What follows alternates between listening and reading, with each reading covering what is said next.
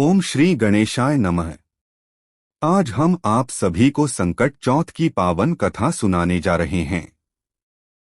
ऐसी ही धार्मिक कथाएं सुनने के लिए सनातन ज्योति चैनल को लाइक, सब्सक्राइब और शेयर जरूर करें। अब कथा प्रारंभ करते हैं। एक बुढ़िया थी। उसका एक बेटा था। बुढ़िया बेटे के सुख के लिए 12 महीने की संकट चौथ का व्रत करती थी। बेटा जंगल से लकड़ी तोड़कर लाता और बेचकर घर चलाया करता था। बुढ़िया हर रोज उन्हीं लकड़ियों में से 2 लकड़ी उठाकर रख लेती और चौथ के दिन उसको बेचकर सामान लाती और चूरमे के लड्डू बनाती। एक लड्डू खुद खाती और एक बेटे को खिलाती। एक दिन उसकी पड़ोसन घर में आई।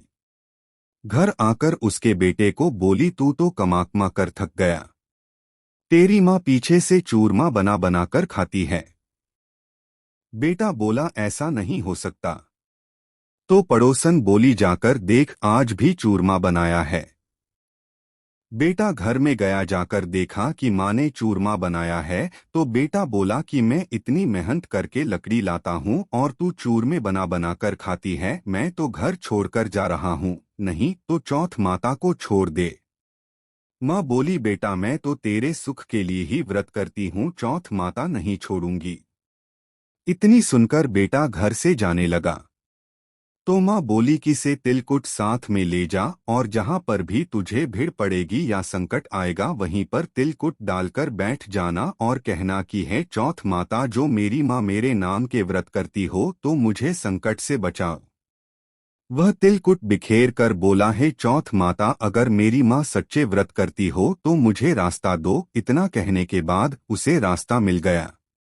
थोड़ा आगे जाने के बाद उसे रास्ते में एक शेर मिला। वह शेर उसे खाने के लिए आया तो वह तिलकुट बिखेर कर बोला, है चौथ माता, अगर मेरी माँ मेरे नाम के व्रत करती है तो मुझे शेर से बचा ले। इतनी सुनकर शेर भी पीछे हट गया। थोड़ा आगे चला तो रास्ते में सांप मिला। वह उसे डसने के लिए आया तो वह तिलकुट बिखेर कर बोला, है चौथ माता, अगर मेरी माँ मेरे नाम के व्रत करती हो तो मुझे यहाँ से बचा ले, नहीं तो सांप को डसने दे। तभी सुनकर सांप पीछे हट गया। अब वह एक गांव में आ गया। वहां पर बुढ़िया रो रही थी और पूड़े बना रही थी। तो वह बोला, बुढ़िया माई, रो भी रही हो और पूड़े बना रही हो, क्या कारण है? बुढ़िया बोली, आज मेरे बेटे की बलि चढ़ेगी, इसके लिए मैं रो रही हूँ और पूड़े बना रही हूँ। वह लड़का बोला, अगर मुझे पेट भरकर पूड़े खिलाएगी तो मैं तेरे बेटे के बदले में बलि चढ़ जाऊंगा। बुढ़िया बोली, बेटे पूड़े कितने भी खाले पर कौन किसके बदले जाता है। वह बोला, बुढ़िया माँ, मैं जरूर जाऊंगा।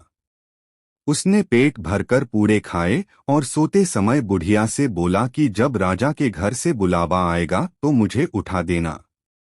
जब रात को राजा के घर से बुलावा आया तो बुढ़िया ने उसे धीरे धीरे उठाया और उठकर बैठ गया और बोला, बुढ़िया माई, मैं तेरे बेटे की बलि जा रहा हूँ। और वह लड़का चला गया। वहां जाकर चौक पर तिलकुट बिखेर कर बैठ गया। राजा के नौकरों ने सारा आवा चिन दिया और आग लगा दी। अब वह लड़का बोला, है चौथ माता, अगर मेरी माँ तेरे नाम के व्रत करती हो तो मुझे इस संकट से छुड़ा दे। इतने में आवा पकड़कर तैयार हो गया। जो आवा 6 महीने में पकता था वह 3 दिनों में पक गया। सोने चांदी के कलश हो गया। तो राजा के नौकर राजा को जाकर बोले कि आवा पककर तैयार हो गया है। फिर राजा ने बोला कि बर्तन उतारो। अब अंदर से आवाज आई कि धीरे धीरे उतारो। राजा के सब नौकर डर गए, इसके अंदर कोई भूत बोल रहा है।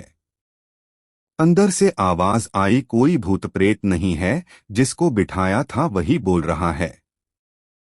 तब सबने देखा कि वह तो चौक पर बैठा है। राजा को बुलाया। तब राजा ने पूछा कि आग में से जिंदा कैसे बच गया। जब वह बोला कि मेरी माँ चौथ माता का व्रत करती थी, सो मैं चौथ माता के प्रभाव से बच गया। उस राजा को एक लड़की थी।